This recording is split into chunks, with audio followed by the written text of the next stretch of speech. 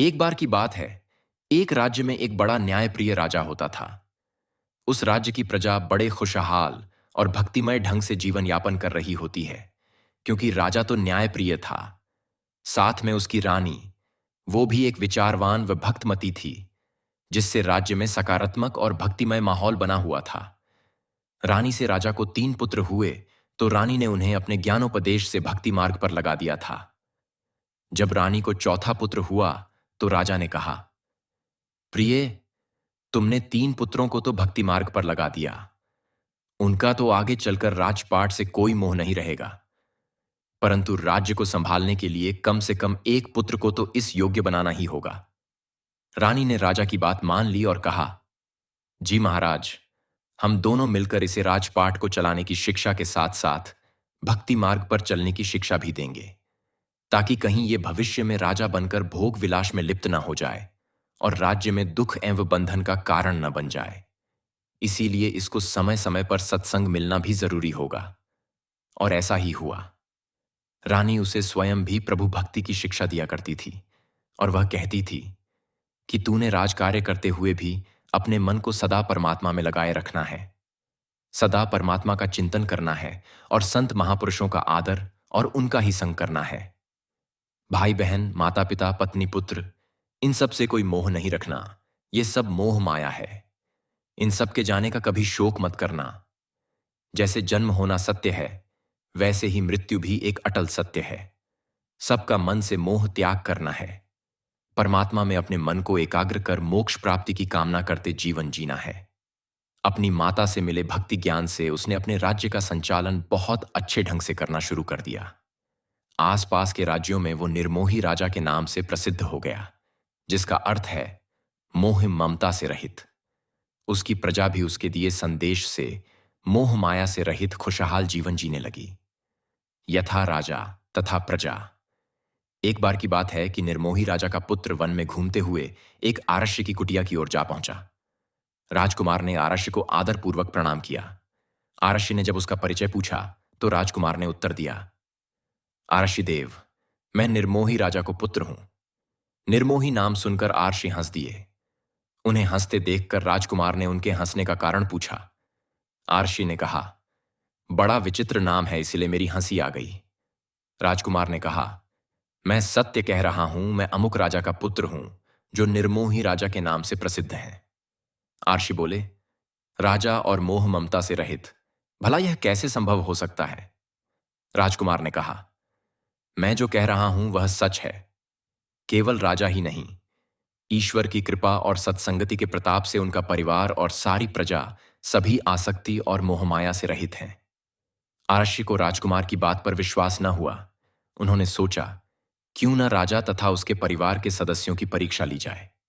ऋषि ने कहा, राजकुमार, मैं किसी एक आवश्यक कार्य से थोड़े समय के लिए कहीं जा रहा हूं। आप मेरे लौटने तक इस कुटिया में ही ठहरें। यह कहकर आशी उसी राज्य की ओर चल दिए। जब वे महल द्वार पर पहुंचे, तो एक दासी ने ऋषि को देखकर प्रणाम किया। ऋषि ने उस दासी से कहा कि बहुत दुख के साथ कहना पड़ रहा है, तुम्हारे राजकुमार को वन में सिंह ने मार डाला है, इसलिए मुझे यह दुखद समाचार देने के लिए यहां आना पड़ा। लेकिन आरशी के इस समाचार से दासी पर कोई प्रभाव नहीं पड़ा।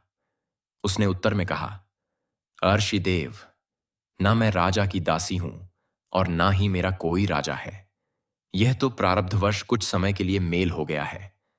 दासी की बात सुनकर आर्ष ने सोचा कि यह है तो एक दासी ही, इसका राजघराने से कोई पारिवारिक संबंध तो है नहीं, फिर इसे दुख क्यों होने लगा। आर्षी आगे बढ़े तो उन्हें राजकुमार की पत्नी मिली। जब आर्षी को उसका परिचय मिला, तो उन्होंने बड़ा ही दुख प्रकट करते हुए कहा, पुत्री, मुझे शोक के साथ यह समाचार सुनाना पड़ रहा है कि तुम्हारे पति को सिंह ने मार डाला है। आर्षी की बात सुनकर राजकुमार पत्नी ने उत्तर दिया, महाराज, यह तो पूर्व जन्म के तप से मुझे राजघराने में जन्म मिला है। इस बात को सब लोग नहीं जानते। पूर्व जन्मों के कर्मों के फलस्वरूप ही हमारा संयोग हुआ था, और अब कर्मों के फलस्वरूप ही विधि ने हमें अलग कर दिया है। इसमें शोक करके भला परमात्मा को क्यों दोष देना। राजकुमार की पत्नी का उत्तर सुनकर आर्षी को अत्यंत आश्चर्य हुआ। वे तो समझते थे कि राजकुमार की मृत्यु का दुखद समाचार सुनकर वह दहाड़े मार मार कर रोने लगेगी और आसमान सिर पर उठा लेगी। परंतु उस पर तो जैसे आर्शी की बातों का प्रभाव ही नहीं हुआ था। उसके बाद आर्शी महारानी के पास गए और बोले, हे रानी, तुम्हारे ऊपर तो दुख का पहाड़ टूट पड़ा है। तुम्हारे युवा पुत्र को सिंह ने मार डाला है। उसका मृतक शरीर हमारी कुटिया के निकट वन में पड़ा है। इसीलिए यह दुखद समाचार हम आपको देने आ गए। आर्शी की बात सुनकर रानी शांत भाव से बोली, हे ऋषिदेव, जैसे पेड़ की शाखाओं पर पक्षी रात के समय विश्राम करने के लिए आ बैठते हैं और सवेरे ही अलग अलग दिशाओं में उड़ जाते हैं, वैसे ही मनुष्य का भी इस संसार में संयोग वियोग होता रहता है। अब आर्शी को भी राजकुमार की बातों पर विश्वास होने लगा, परंतु फिर भी उसने सोचा कि जब यहां तक आए ही हैं तो जाते जाते राजा की भी परीक्षा ले ली जाए। यही सोचकर वे राजा के पास गए और कहा, राजन, क्षमा करें, तुम्हारे लिए एक शोकपूर्ण समाचार है कि तुम्हारे पुत्र को सिंह ने मार डाला है और उसका शव वन में मेरी कुटिया के निकट पड़ा है। मैं अपनी तपस्या छोड़ यह समाचार देने तुम्हारे पास आया हूं।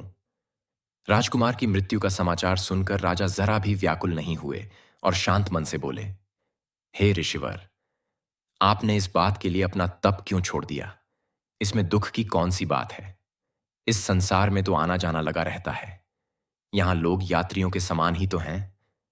अब ऋषि को राजकुमार की बात पर पूर्ण विश्वास हो गया और वे बोले, क्या राजा और क्या प्रजा, यहां निवास करने वाले सभी लोग तपी हैं और मोह माया से रहित हैं? सत्य है, जिस पर परमात्मा की कृपा हो जाए उसी के हृदय में ज्ञान का प्रकाश होता है। राजा ने कहा, ऋषिदेव, यह सब प्रताप सत्संगति का है। मेरा मन भी पहले राजकाज और माया में उलझ गया था, परंतु मेरे 3 भाई जो ऋषि हैं और जिन्हें मैं भी अपना गुरु मानता हूं, उन्होंने अपने कल्याणकारी सदुपदेश द्वारा मेरी मनोवृत्ति को सही मार्ग पर लगाया। यह सत्संग का ही प्रताप है कि मुझे राज्य और संसार के कर्तव्य कर्म करते हुए भी निर्मोही रखा। ऋषि बोले, राजन, मैंने आपकी परीक्षा के लिए ही यह सारा नाटक रचा था। वास्तव में राजकुमार जीवित है और मेरी कुटिया पर मौजूद है। इतना कहकर ऋषि वहां से विदा हो गए। रास्ते में ऋषि ने सोचा, इन सब की परीक्षा तो हो चुकी, अब चलकर राजकुमार की भी परीक्षा ले लेनी चाहिए। उन्होंने अपना चेहरा गंभीर बनाया और कुटिया पर पहुंचते ही राजकुमार के प्रति शोक प्रकट करते हुए बोले, हे राजकुमार, तुम्हारे लिए शोक समाचार है। तुम्हारे यहां चले आने के बाद युद्ध में तुम्हारा सारा परिवार मारा गया। ऋषि के यह समाचार पाकर भी राजकुमार पर इसका कोई प्रभाव न पड़ा। उसने उत्तर दिया, ऋषिदेव, एक न एक दिन तो कुटुंब परिवार से बिछुड़ना अवश्यंभावी है। इसी विचार से मैंने पहले से ही मन से उनका त्याग किया हुआ है, ताकि मुझे किसी की मृत्यु पर दुख ना हो। अपनी मनोवृत्ति को तो मैंने केवल परमात्मा के सुमिरन ध्यान में ही लगाया हुआ है।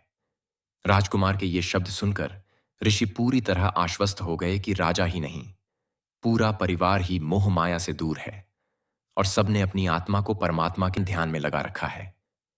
बस इसी तरह से संसार में हम सब ने अपनी मनोवृत्ति को सब ओर से समेटकर एकमात्र परमात्मा के सुमिरन ध्यान में लगाना है और गृहस्थ जीवन में रहकर अपने कर्तव्य कर्म करते जाना है। यही जीवन जीने की कला है। समाप्त। ऐसी और वीडियो देखने के लिए हमारे चैनल को लाइक और सब्सक्राइब करें। धन्यवाद।